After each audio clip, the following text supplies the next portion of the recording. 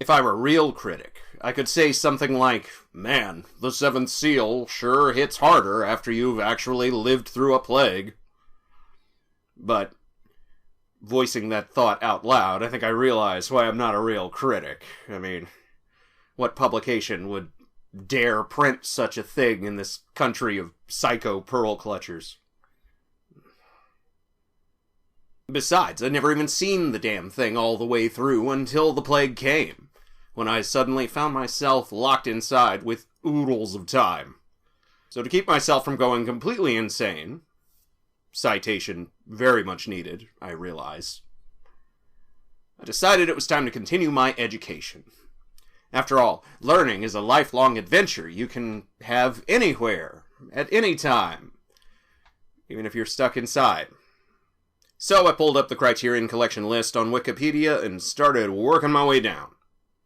And I can already hear some of you true snobs groaning out there, so let's get the obvious out of the way.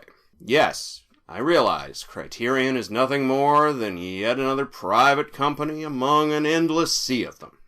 Their sole business model revolving around home video releases of movies that serious film critics and scholars, registered trademark, consider the definition of good.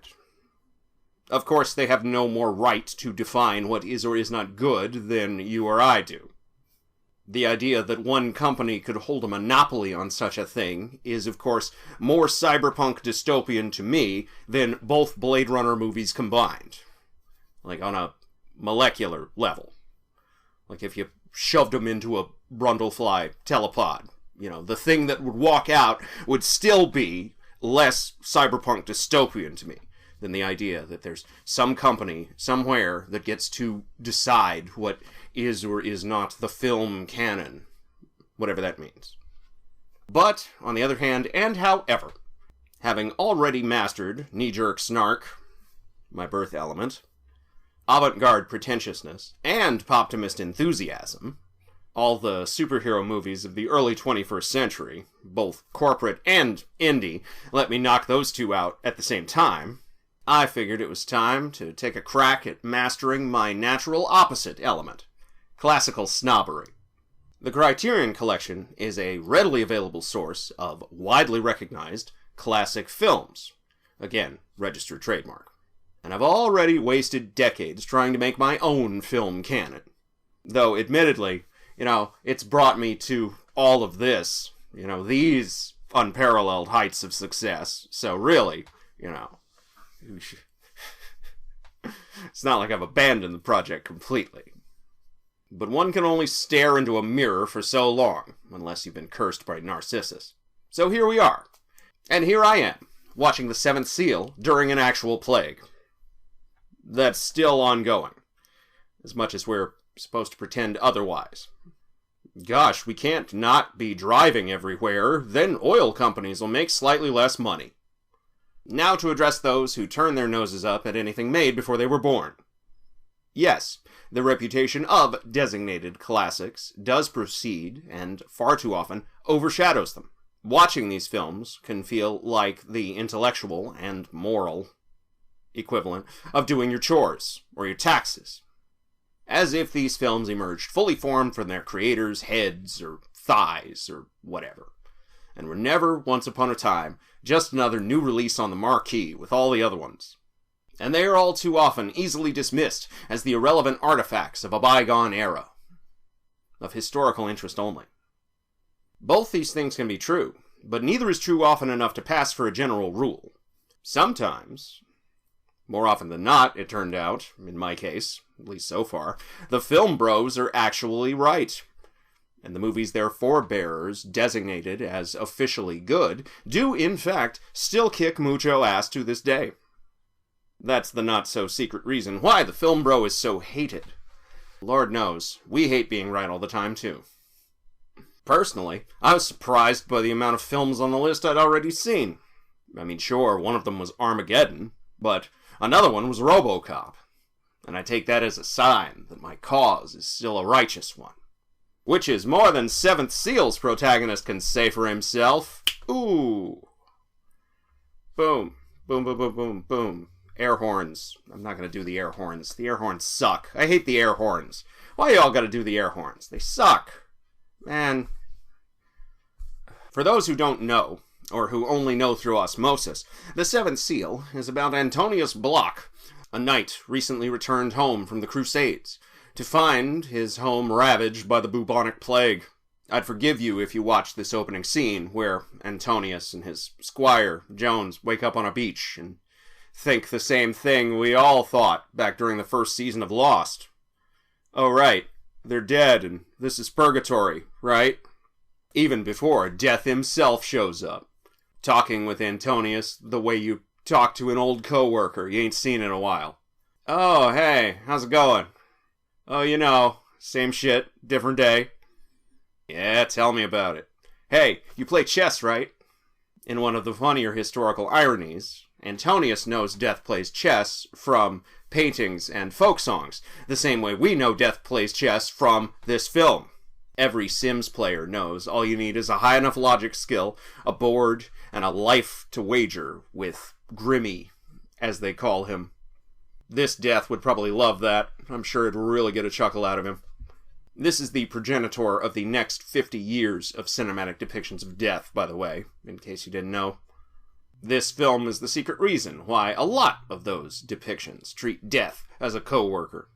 And why not treat death as a co-worker if you've just come back from a war that was so pointless and stupid, future generations are just gonna lump it in with a bunch of other wars that happened hundreds of years before you were born, under one collective noun, the Crusades, to a home that's demonstrably worse off than when you left it, where the churches are full of danse macabres, where flagellants roam the streets, insisting on harshing everyone's buzz, and the taverns are all full of the kind of assholes who can't even get a buzz without inflicting some petty cruelty on someone, usually an innocent bystander, where the seminarian who talked you into joining the Crusades 10 years ago is now a roving rapist grave robber, indistinguishable from all the other ones, where all the signs and portents point to God having abandoned the world, and for good fucking reason.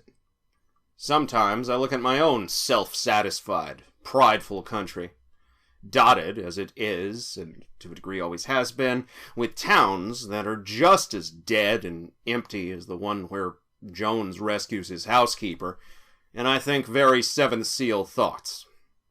Well, I always thought them, I just didn't have a name for them until now. That alone is worth watching this movie for me. Does not God's silence in the face of all this horror speak volumes? And what kind of God would grace so obviously cursed a place anyway? And I say that as someone who goes back and forth on pretty much any given day between performative 2006 atheism and full-on no shit, all the gods are real and are still around and that's why everything's so fucked up, Neil Gaiman American gods pantheism.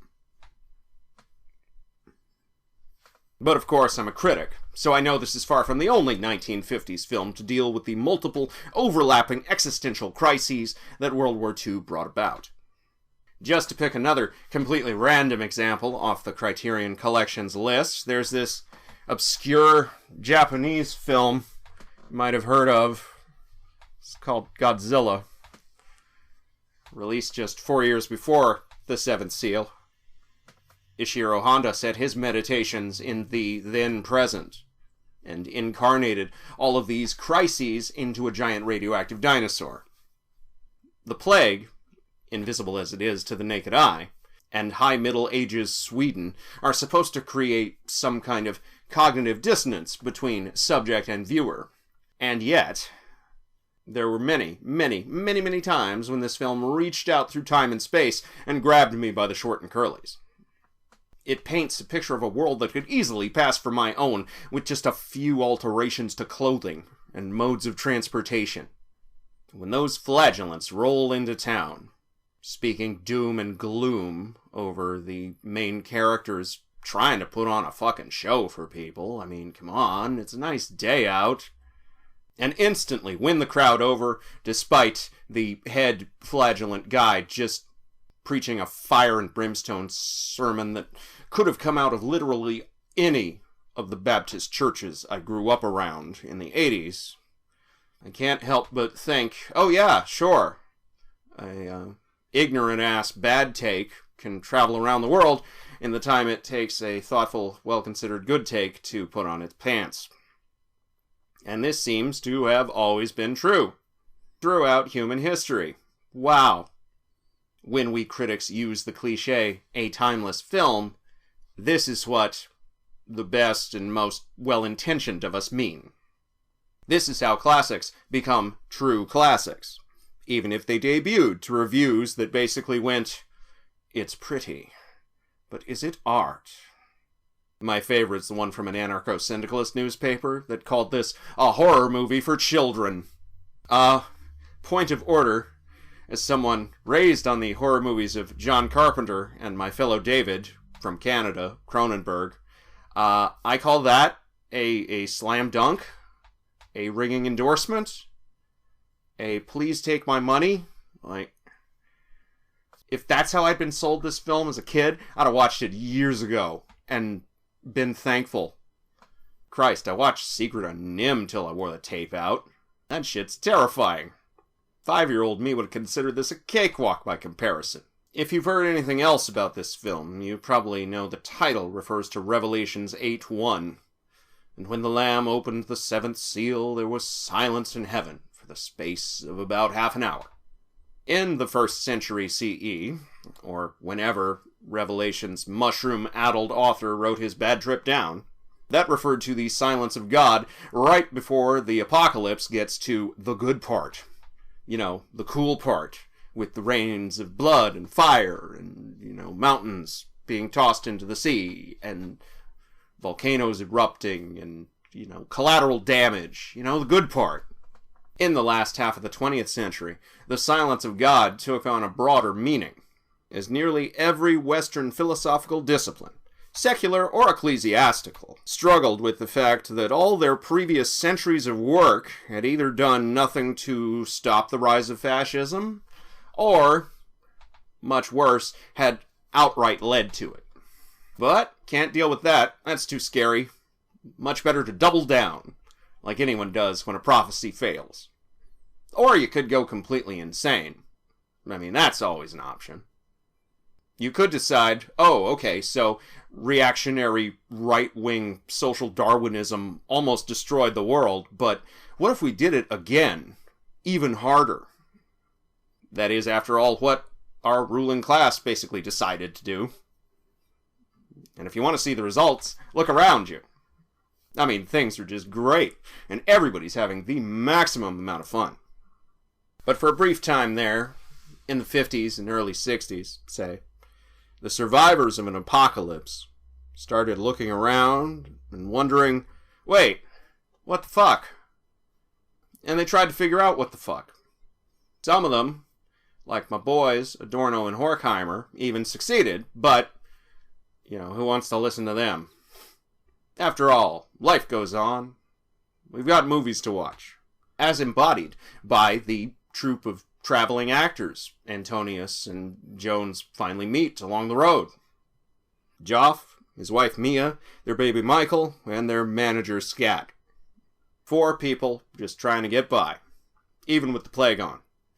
Far more noble than the most bloodthirsty crusading knight, whom context clues would lead us to believe was once Antonius himself. You gotta make a living and put food on your family. And who knows, maybe you might even entertain some people. Give them something to think about, other than death and misery, even if only for a second. Like, is that so bad? Yes, says the pious flagellant. That's what's causing all this in the first place.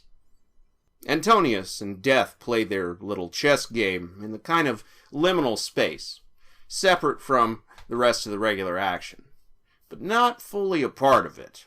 Not really. It's just that only one other character can actually see into it the way we can out here in audience land, and that's Joff. Joff is a professional comedian in a death-touched world, and as such, he has what we might as well call the shine. Joff is a natural storyteller and general fuckabout. As close to a directorial surrogate as anything I have seen anyone who's not named Woody Allen put in a movie. Well, okay, maybe Fellini in that one movie, but he admitted over and over again most of his shit was just autobiographical. And why wouldn't he have the shine? He's got the hot wife, the cute kid, and a job he doesn't hate. A trifecta, so rare and coveted by we moderns that it might as well be the source of a superpower. Joff speaks of silence too, but he's not talking about the silence of God in the face of horror, or the silence of philosophical thought in the wake of an atom bomb going off. His kind of silence is the silence of stillness, the silence of inner peace, of grace. The silence he hears after he sees a vision of Mary teaching baby Jesus how to walk. Far more transcendently powerful than the abstract theological bullshit that weighs Antonius down. Or the disillusionment with all that bullshit that turned Jones into such a cynical bastard. Not that I don't love this world-weary piece of shit dude. Quite frankly, he's my spirit animal. Both a modernization of the Sancho Panza tradition, as this whole thing is a riff on Don Quixote, and the anti-Panza. Too over it to even bother playing pranks on his idealistic, noble master.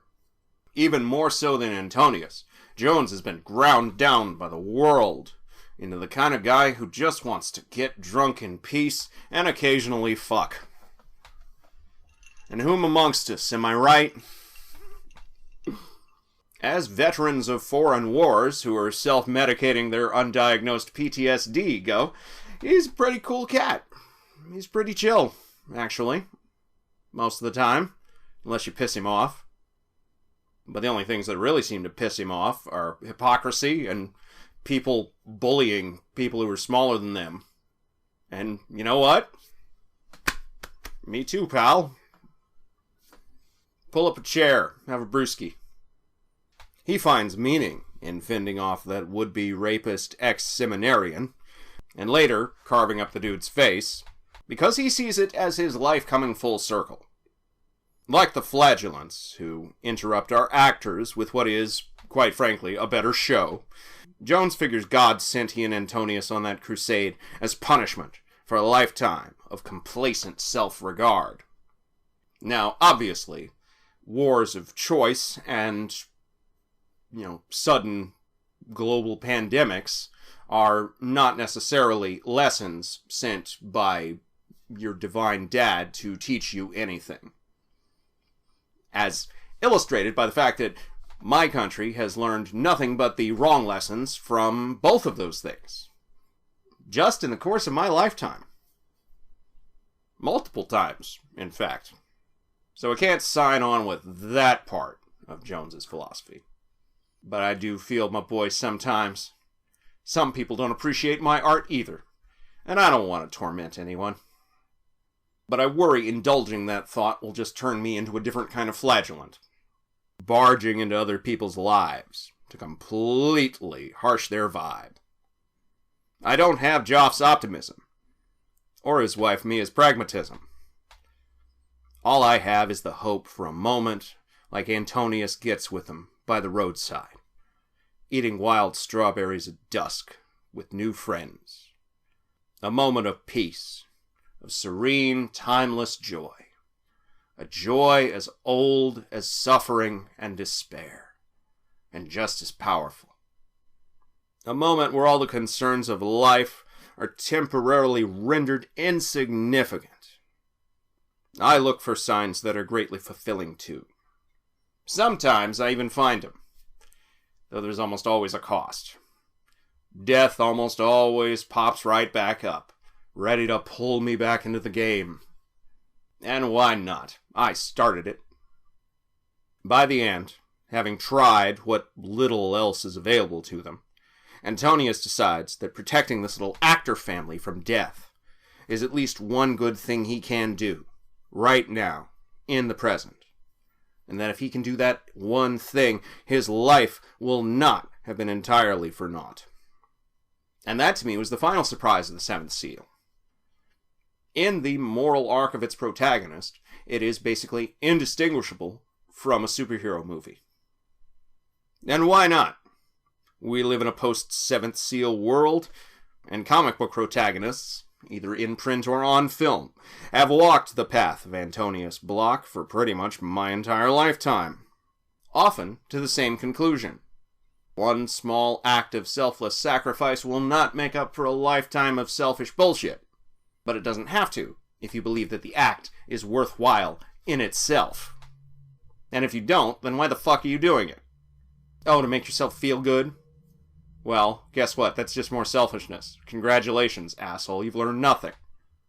At least Antonius learns to stop making everything about him. Sometimes there are more important things. Sometimes you can throw yourself on the Reaper's side for somebody who hasn't completely fucked up their life yet. I mean, yeah, sure, he's an actor, but the Middle Ages, there are no film studios yet. He actually has a chance of succeeding as an independent without getting swallowed by the machine.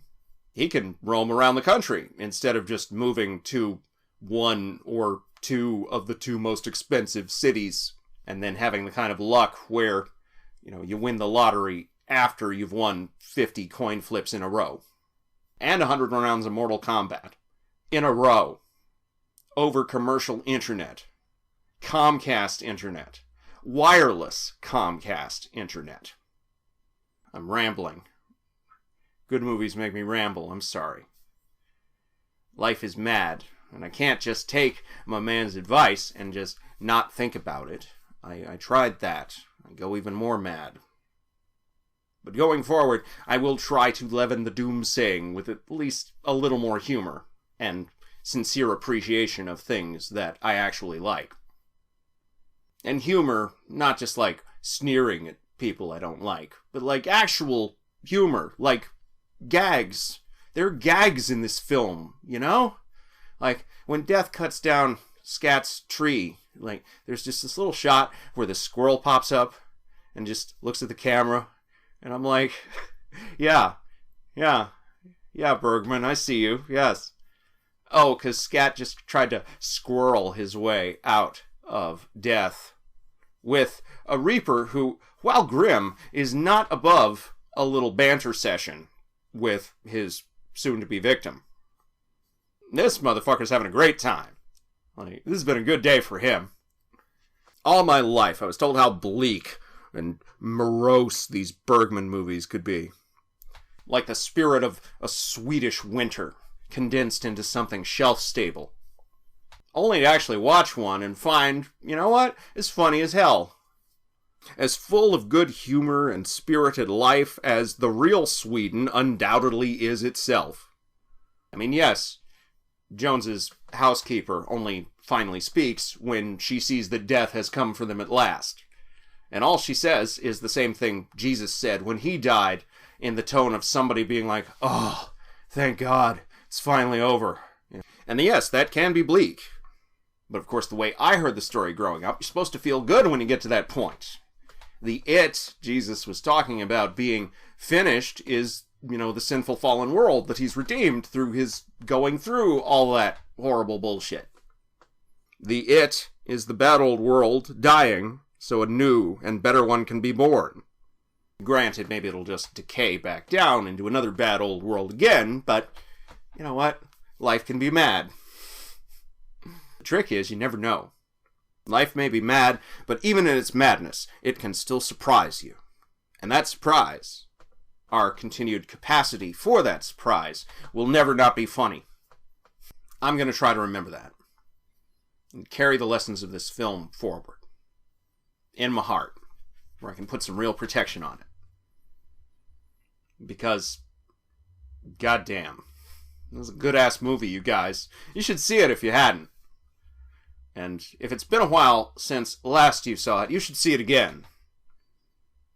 Because, let me tell you, the Seventh Seal really does hit harder after you've lived through a plague. You know what? Fuck it. I may not be a real critic, but I'm a real YouTube critic. So, title drop. Thanks for watching, everyone. If you liked this video, hit the like button and the subscribe button. And if you really like this video, then consider supporting the show on Patreon, like the fine people whose names I'm about to read to you right now. Mr. Hootie Dean, Detective Steve, The Aftermovie Diner, and Stu G. Next time, well, we've done our homework, and our taxes, and said our Hail Marys. Time to get back on our bullshit.